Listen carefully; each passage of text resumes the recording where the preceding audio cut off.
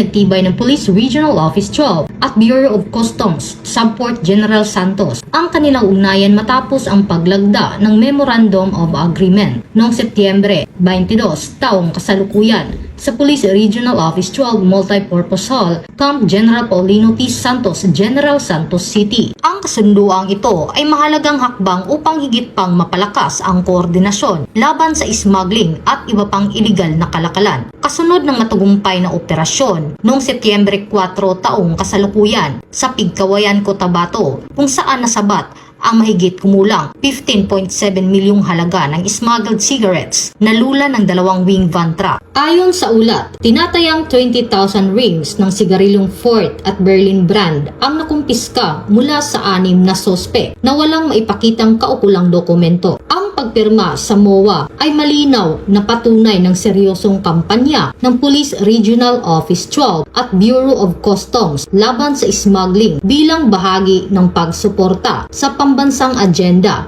ng bagong Pilipinas. Ang Police Regional Office 12 ay nananawagan sa lahat ng mamamayan na makiisa at maging mapagmatsyag upang tuluyang masugpo ang iligal na kalakalan na sumisira sa ekonomiya at kaligtasan ng sambayanan. Mula dito sa General Santos City, ako ang inyong PNN correspondent, Patrolwoman Resalie Umalay, alagad ng batas, tagataguyod ng Balitang Pulis.